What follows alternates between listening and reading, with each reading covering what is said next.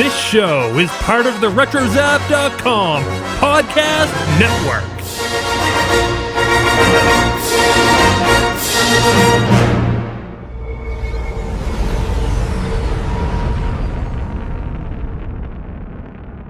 Our underground network is standing by at the drop zone to distribute. The transmission is being jammed.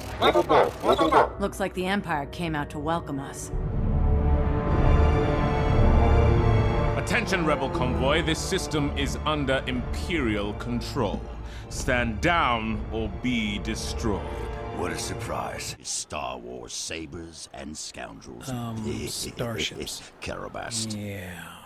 Starships, Sabers, and Scoundrels. A Scoundrels Special Edition. Greetings, Scoundrels. Welcome to this Scoundrels Special Edition of Starships, Sabers, and Scoundrels. Let's see how many more times I can work Scoundrels into this sentence. This is Dennis. I've got Taxus with me, and on today's show, we're going to be covering Hera's Heroes, the latest episode of Rebels, Darth Vader number 25, and the new Rogue One trailer. And with that, let's bring in the man himself. Taxus, how you doing this evening? I know nut zinc. I really don't. No. All right. Not zinc. Well, I mean, it's Hera's. Right. We'll make for a very short episode then. Sure. Well, let's not waste any time. Let's get down to it, and we'll start with Hera's Heroes. So, Scoundrels, as always, this is going to be a spoiler-filled discussion. This is your spoiler warning, and so here's the summary of the show. After rescuing her father Enuma from the Imperials on Ryloth, Hera learns from Cham Syndulla that the family home has been taken over by the Empire. To make matters worse, Cham informs Hera that he was unable to retrieve any of the family's belongings, including a generational heirloom. Hera decides to retrieve the heirloom, and the crew of the Ghost insist on assisting her. Using the scout trooper uniform that Ezra captured earlier, he helps Hera infiltrate her old home. Unfortunately, Grand Admiral Thrawn arrives and catches Hera in the act of stealing the heirloom. He throws both Hera and Ezra in a prison inside the household. However, Chopper to the rescue. After Syndulla agrees to surrender in exchange for Hera's release, Chopper, who had infiltrated the house with Hera and Ezra, sets bombs all over the house. Hera, Ezra, and the rest of the crew of the Ghost escape, and General Thrawn looks on. He commands the local Imperial captain to let them go because they have earned this victory. All right, so yeah, that's a brief summary of the episode. So let's start off with Hera, because this was very much a Hera-centric episode. What do you think? Did we really learn much new about her here? Well, okay, so Cham was always portrayed to us to be like some sort of rebel rogue who was always down on his luck. I don't know. Did you get that feeling too from the other times you've seen him? Well, in the Clone Wars, we always saw him hanging out in caves with a bunch of people. And, this is a post-separatist occupation of the planet. Right. So, they reclaimed their old family home only to have the Empire take it over. Well, I just say that we were kind of impressed with the family home.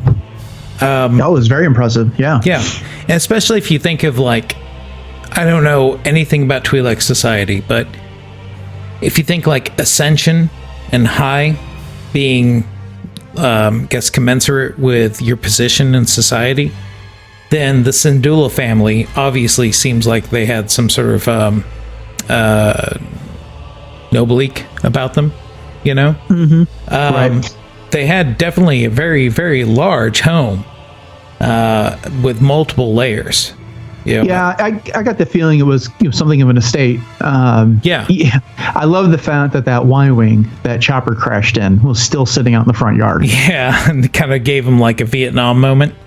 He just sat there staring at it, and nothing Hera and Ezra would say to him would get him to leave it. He had to kind of deal with that on his own terms. Just don't touch him. Don't touch him when he gets this. Just don't touch him. But, overall, I think it was a good Hera episode. I liked that she was taking control. She's been a background character for much of this season. So it's good to see her really take the lead on this. And, so we learned that her mother's no longer around, and that this heirloom, the Kalikori, I think is what they called it, which was the Twi'leks would passed down generationally, and each one would add something to it to kind of tell the story of the family, which gets us into Thrawn, because he had masterminded this whole occupation of the house, and he took that Calicori as, you know, an art lover that he is. And we also know, and as explained to the Imperial captain here, he learns something about his adversaries by studying their history, their philosophy, their art. He learns everything about them. So this seems like a very important piece for him to acquire. Do you think he's an art lover, or is he more a lover of the information that art provides him? Well, I think he's both, Taxus. I think he loves art, and I think he loves the information it provides him. During this episode, that Imperial captain, wants to just throw away the Calicori, and Thrawn growls at him and grabs him by the lapels, and then immediately apologizes, all civilized, like, I forget that not everyone values art the way that, I do. It's like he says something to that effect. So I think in this episode, he demonstrated both a love for the art, for as you suggested there, what the art provides him, and I think he also resents when people kind of doubt him or question his methodology. Oh, so you think he was taking that as a slight directly against him because of his affinity for it? Yeah, I think perhaps he was. I think that was out of character, I think, from what I know of Thrawn from Legends. I could not recall an instance where he reacted like that from any of the books that I'd read prior to this. So I don't know. It was an interesting development for certain. Well, and that's one of the things I kind of liked. I kind of liked them throwing that curveball at us, because from what we all knew, Thrawn was, cold, calculating, not overly emotional. There's some heart there, and I'll destroy them with it. But when he kind of lost his stuff right there in that scene, I kind of enjoyed that. I like seeing him do that. Let's move along a bit further into the episode. I really enjoyed Kanan in this episode. He didn't necessarily have a large role. He kind of led with Cham Syndulla, the distraction that was happening out on Rylith away from the Syndulla homestead, but his blindness is not holding him back at all right now as a Jedi. He used that force. He could see the rocket that was coming at them, and he redirected it with the force into the AT-AT. Okay, yeah. Into the walker, and he didn't have any problem deflecting blaster bolts that were coming at him. Did that feel? Did you ever play, what was that, Power of the Force? Or Force Unleashed? That's it. Yes, I did. Yeah. Okay, did that feel kind of like that to you? What, his overcoming his blindness? Or sending the rocket back in? Were you doing like A, B, A, B, A, B, B, B, B, you know what I mean? Yeah. Good catch. I hadn't thought about that, but there is something to that, I suppose. That was a cool scene nonetheless. I mean, of course, a Jedi should be able to do that. And one of the things I loved, you hit it square on the head when he's like, okay, now it's time to go. He and Zeb run out, and as he's running out, he does the typical like Jedi, like lighting the lightsaber and swinging it around a couple of times, and then starts deflecting stuff left and right. Mm-hmm. He doesn't even need his eyes. No, he's overcome that. I think the previous episodes, the lessons that the Bendu taught him, he's taken those to heart, and he's not letting his blindness or his fear of his blindness impacting the well-being of his friends control him anymore. And he's back to being the really as far as in the field, the Kanan that we're used to. I mean, he threw the guy a salute, from fingers above the eyes, like he was looking right at him. It doesn't seem he's overcome that disability. It's no longer holding him back. Yep. Good point. Well, so Hera or Chopper was fantastic in this episode. We already talked about his reaction to the Y-wing, and then when he kind of got over that, he burst into the room where Hera and Ezra were being held, and so they set up their plan where Hera was going to sacrifice this Syndulla homestead while Chopper knew where the bombs were, so he went and grabbed the bombs, and he was maniacally laughing as he's wandering around the place, just dropping those off all over the place, and then once he gets them all set, he just goes twiddling out past the Imperial captain and Droid, what are you doing? Yeah. And so and then the place blows up. So Chopper was a welcome addition, so it was nice to see him get a little bit of focus here. But returning to Thrawn, at the end of the episode, when the ghost is taking off as the Syndulla homestead blows up, so Cham did not end up having to turn himself in, and Hera and everyone gets away on the ghost. Daddy, I'm sorry for the party and the way I left your house. Yeah, that was a great discussion between Cham and Hera. But if Thrawn's watching this from his starship, what do they call those small Star Destroyers? Star Eater Uppers? Right, we'll have to look that up. But he tells the captain to let them go, that they've earned their victory today. So what do we think about this? Is it so much that they earned a victory, or is it like we saw in the prior episode? He's not after the crew of the Ghost. He's after the rebellion. Yeah. And so, if he captures them, that kind of closes an avenue to the rest of the rebellion. Yeah, I don't know if he meant it like earn their victory, or they were able to escape this. Therefore, I know that they're much more powerful or lethal, you might say, than any run-of-the-mill group that I might come across. And therefore, my thoughts and beliefs are affirmed in that I should be following them. Yeah. Well, he's got the Calicori now, so he's got another piece to use to decipher the crew of the Ghost and these rebels. We know from previews that Sabine's artwork is going to come into play. He's also got the family portrait, the Syndulla family portrait that was hanging up in their homestead, which we've neglected to mention till now.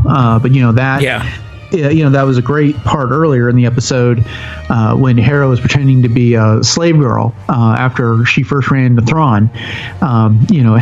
And then they go back into Cham's office, and he's standing in front of that portrait, and he introduces the captain to Cham's daughter, Hera-centric. He recognizes her from that. She was a little girl in the picture, standing with Cham and Hera's mother. Was I mistaken? Okay. This kind of brought up some questions in my mind. First off, how come Hera doesn't have the Ryloth accent? I assume because she was sent off of the world. But did you detect a hint of she couldn't really do a Ryloth accent very well? Well, no, actually, there was the episode from last season where Cham and Numa and what's the other Twi'lek's name? Gobi, thank you. They showed up, and she was having that argument with her father, and she slipped back into that Ryloth accent. Oh, yeah. And that was a phenomenal scene. Vanessa Marshall did a fantastic job there. It was some of her best acting on this show. And I think she was affecting a slightly different accent when she was pretending to be a slave this time around. I think it's a situation where she finds herself in a galaxy where Twi'leks are looked upon as slaves and second-class citizens. There's a remark in the Darth Vader comic, which we'll discuss here in a bit, where Dore, remarks that shouldn't you be dancing somewhere or something to that effect. And it's a situation where if she gets rid of her accent and she tries to bring herself more up to the common tongue or whatever, maybe she improves her standing, improves her classes. I'm not a minority, but I've heard this before, and I kind of, I'm not really comfortable talking about it because it's not something I've experienced and can speak well on. But but I think it's a way of her overcoming her a cultural disadvantage by not using that accent. Oh, that's interesting. It's a very interesting point. Yeah, I guess I just was kind of listening to something a little bit more than maybe was there. It just seemed like when she was with Ezra, the accent was a little bit subdued, and it was kind of to the point to where I was looking across the room at the kids, and we were kind of like, is she doing that on purpose, or is that just something, or is she trying to act a little embarrassed or something like that? Well, I don't know. Just kind of seemed weird to us. Yeah. Okay, well, I think we've kind of hit most of the high points on this episode. So, you got any quick hits that you want to get out there on that? And what are your final thoughts on Hera's Heroes? Well, I thought it was a great way for them to discover who Thrawn was. I really kind of like the familial aspect of it. And I think that's what Thrawn's going to learn from this whole exchange. The way to really get at them is their sense of family to a certain extent. I'm going to give it, I mean, I know we talked about scores and everything, but I'm going to give it an all-around A-, I suppose. I mean, it was fun seeing more of the Syndulla background, but I don't know. There just seemed like it was a little more. It's just like any other story. You've got setup moments and you've got action moments, and this was more of a setup moment. Right. It's I think we're due for an episode of Rebels. It's going to be a big payoff to everything that we've seen kind of building over the past few episodes. They're all good episodes. I'm giving this one a B.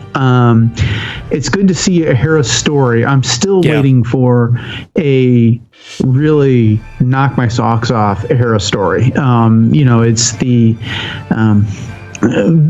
Hera-centric episodes are always good to see, but they just haven't been the most phenomenal episodes of Rebels, which has been slightly disappointing.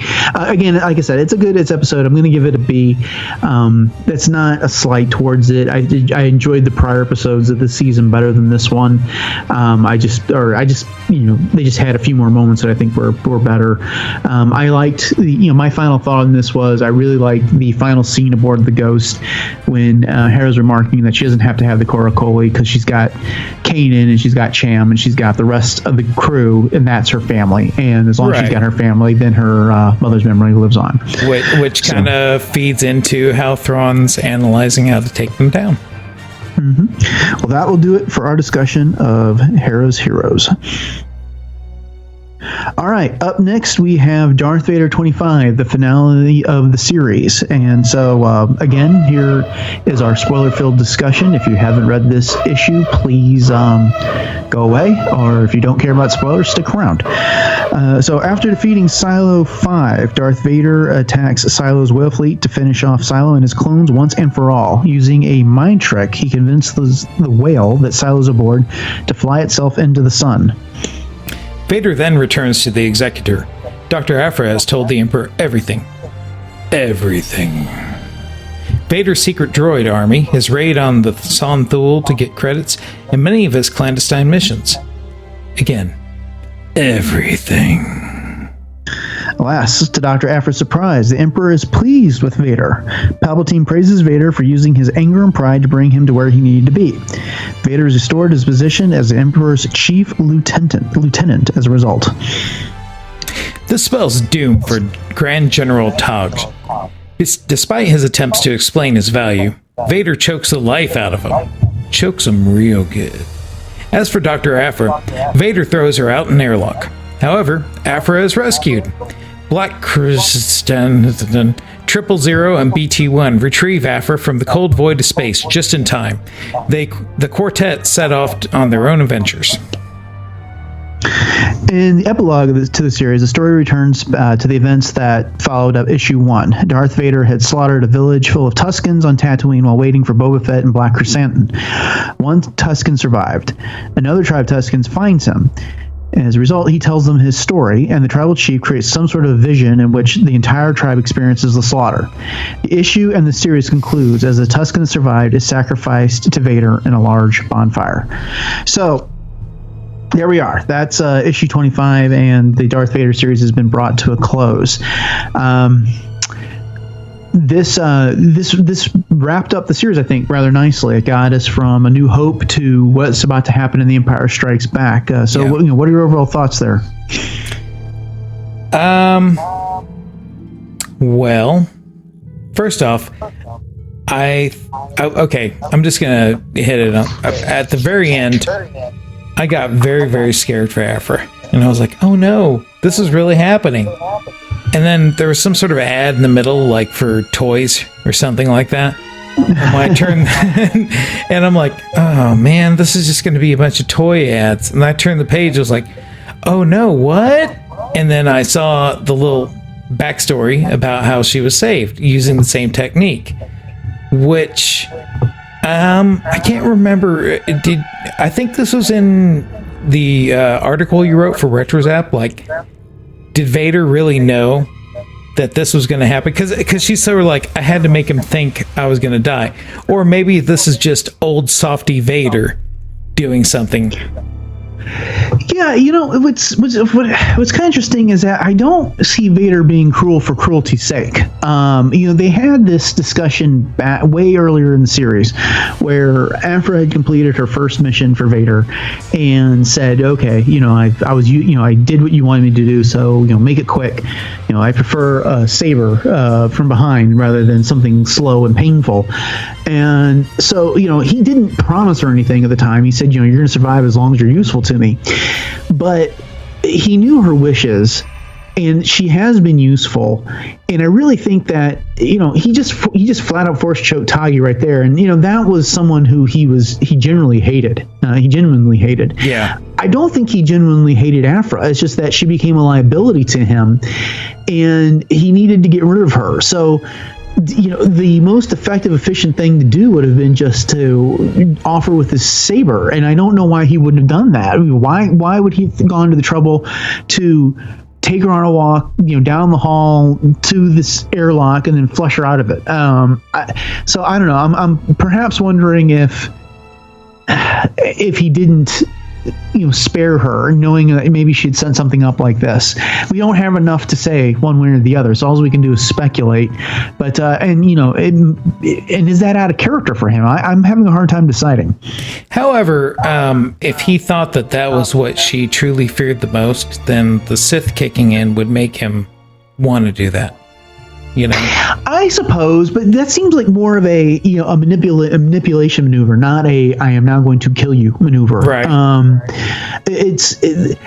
So I don't know, but well, let's we just brought up the fate of Grand General Tag. I thought that was interesting. He was an interesting choice to bring into this series because he got such a little screen time in the movies. He was the guy that showed up and was chastising everyone, for relying on this battle station, that putting all their eggs in this basket.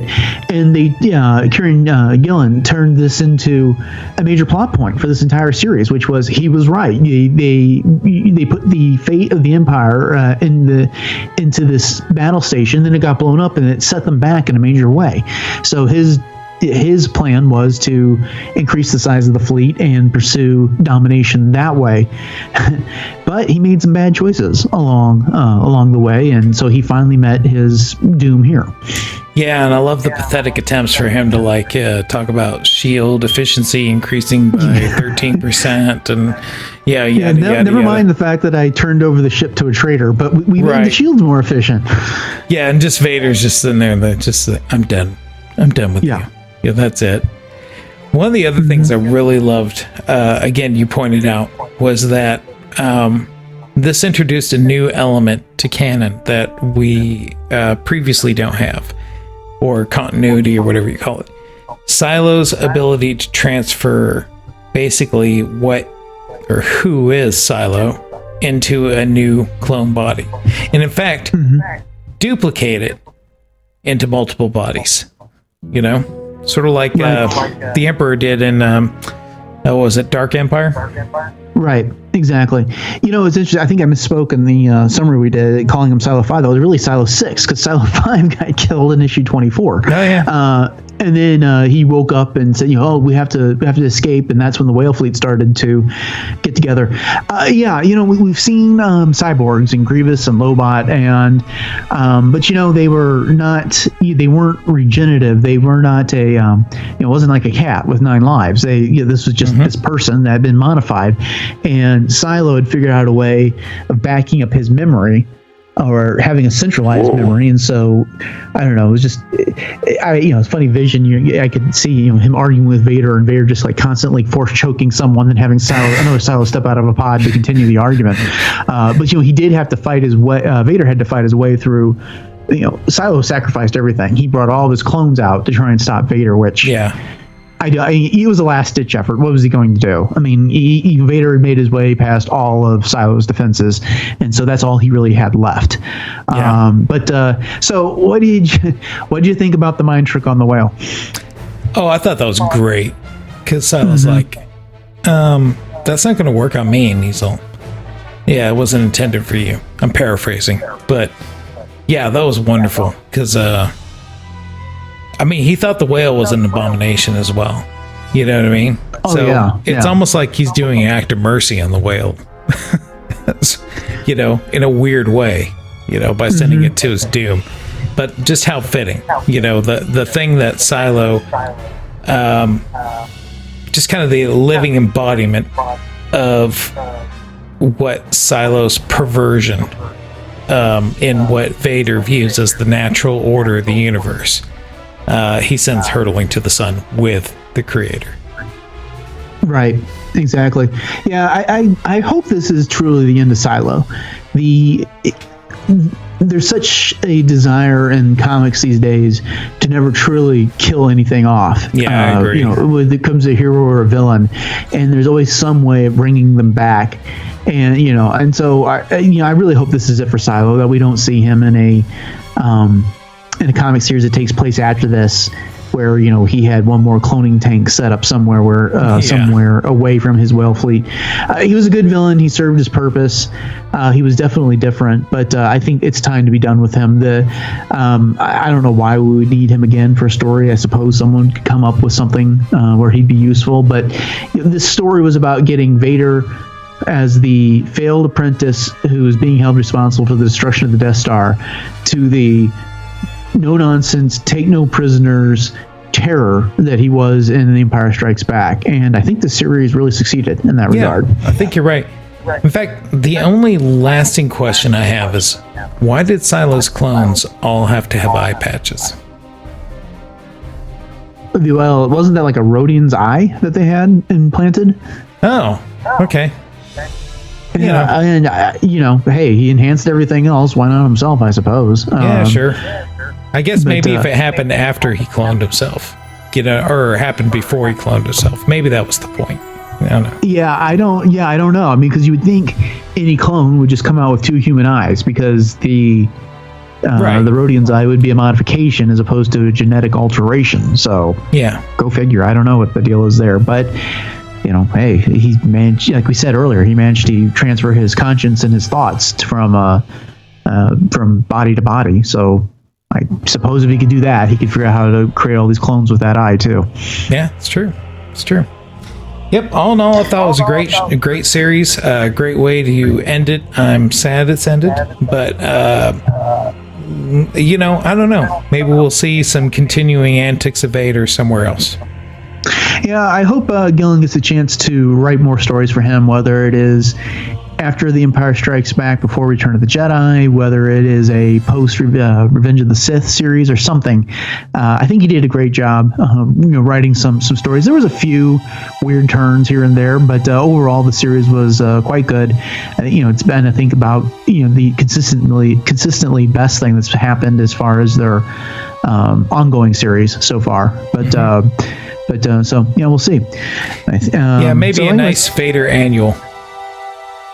Well, yeah, I don't know how they'd work that without a series, because that's usually a way of introducing something that'll be told later in the series. But it's just completely off, where he's just in the park playing chess with some old man. That's just what I see. Okay, well, I think that'll do it for our Vader 25 discussion. As we discussed during last week's news segment, the final trailer for Rogue One was coming with Doctor Strange, and was likely coming online before that. However, it was released sooner than everyone thought when it debuted this past Thursday morning. By now, you've probably seen the trailer multiple times, and you've likely heard numerous other podcasts do their trailer analysis. So, instead of a full trailer analysis, Taxus and I are going to talk some of our favorite moments from the trailer. and I'm going to give you the floor. What was your favorite part of this new trailer? Okay, so I think my most favorite parts were the sweeping cinematic wide-angle kind of scenes where, especially when Krennic's walking up on the Erso homestead and he's flanked by all the stormtroopers, and he's wearing a costume that looks a little more utilitarian than regal in some of those scenes. And I don't know if whenever we see him wearing that, that's an indicator of a flashback or not. But I don't know. It was kind of interesting. One of the other things that really struck out to me was Jen's father telling her that whatever he's doing it for her. Do you understand? And she's like, yeah. And in our instant reaction piece that we put out there for Retro Zap, I really wonder if this isn't some sort of impetus behind her motivation for getting the plans. It's much more than just, oh, I've got to rescue my father and stuff. It's because my father helped them design this, and he told me he was doing it for me. So therefore, whatever horror is unleashed upon the galaxy is somehow tied to him wanting to protect me, and that makes me feel horrible. I have to stop this. Those are the two biggest things I took away from. Except for the fact that, as I predicted, we had yeah, you did really good, little buddy. Yeah, you got them all. Did you see that scene? I don't know if that's quite what that scene was with Chirrut and Baze, but... Oh, he's like laying out all the stormtroopers. I mean, Chirrut like knocks down one of them, and Baze is just like,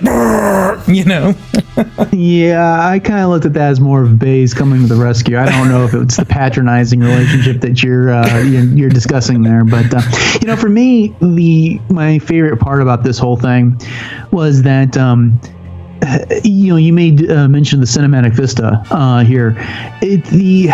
Each one of these trailers has kind of expanded the visual look of the movie, and this one, what immediately jumped out to me is like the battle on Jeddah.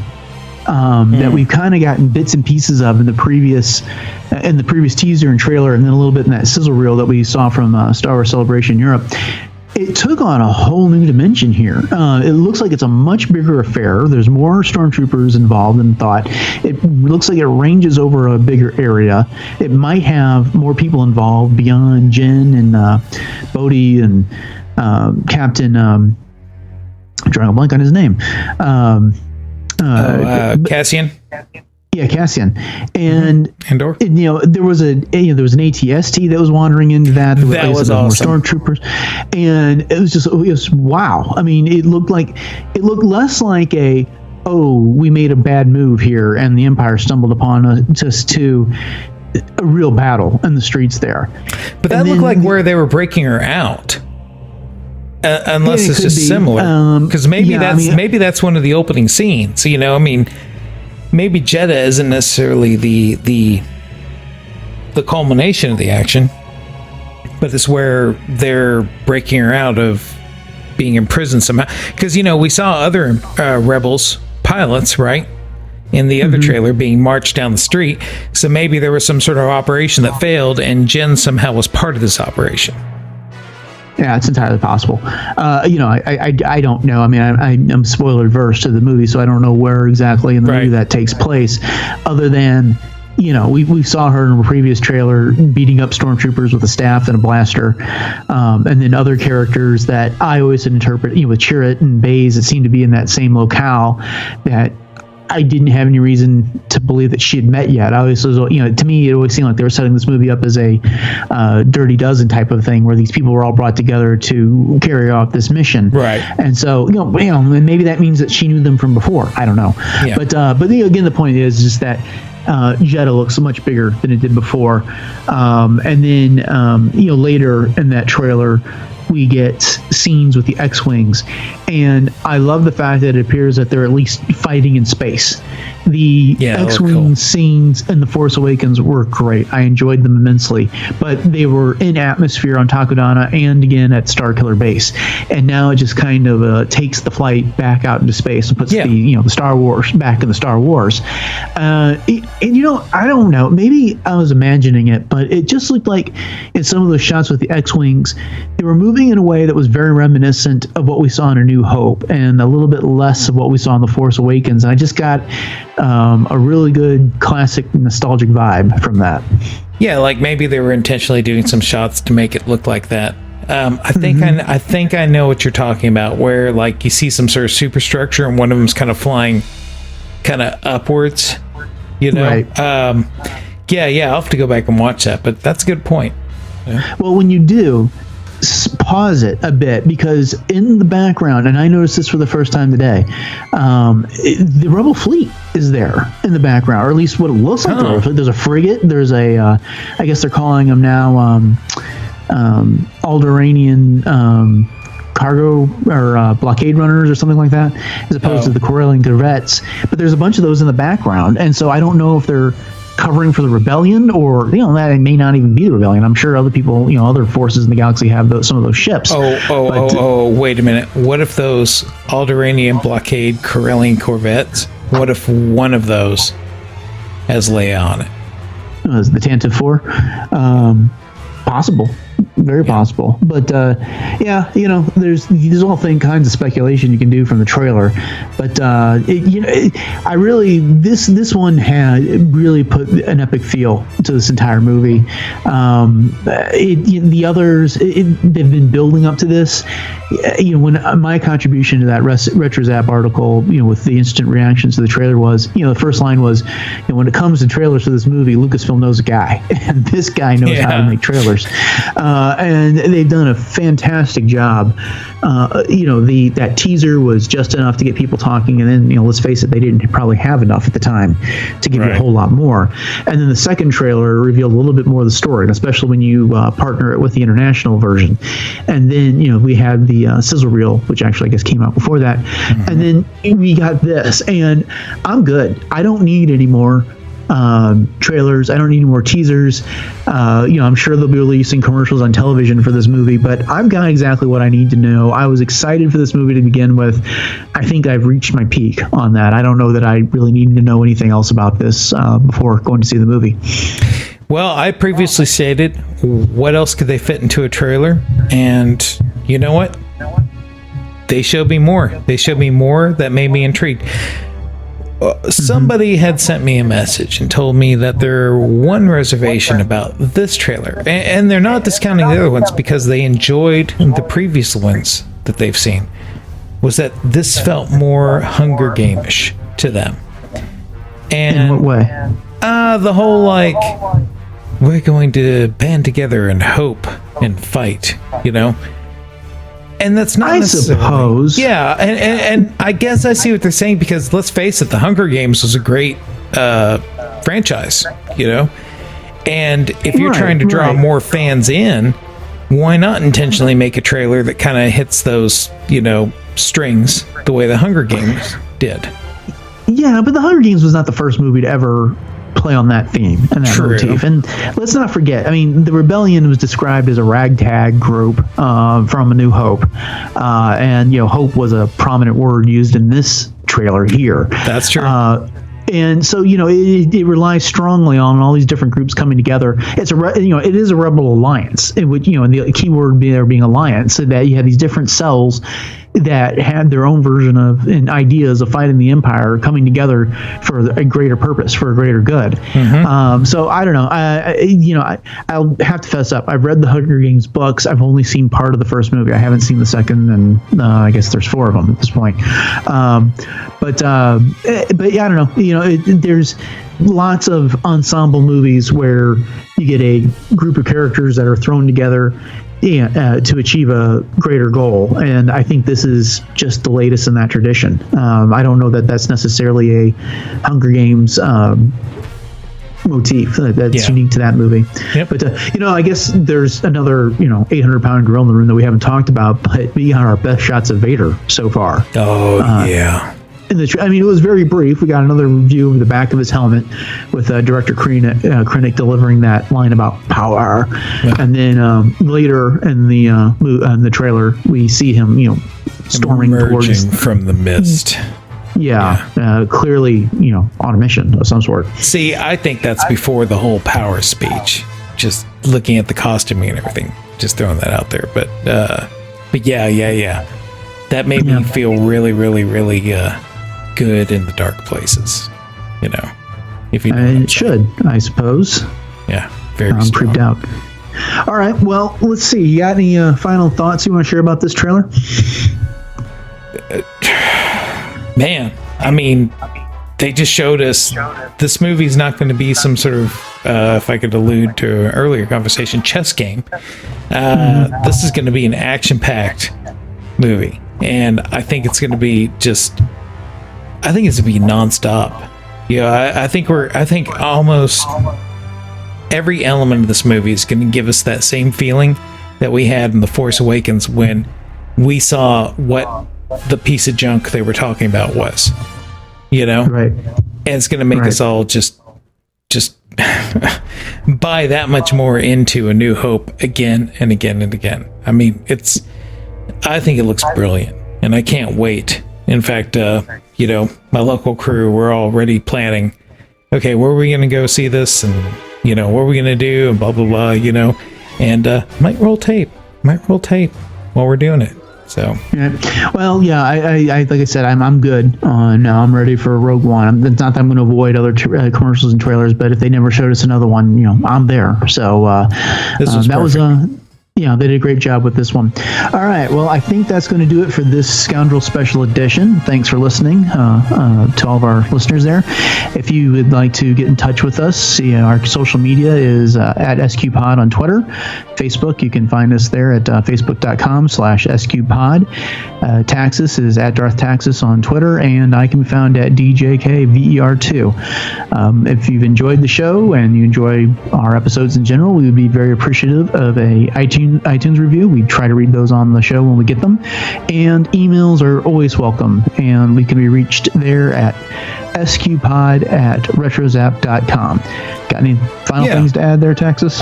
Just everybody, we're coming up on Halloween, so why don't you email us your favorite Halloween Star Wars influenced stories, and we'd like to talk about them on the next show. All right. Well, that'll do it for this episode. Thanks for listening, everyone. May the Force be with you.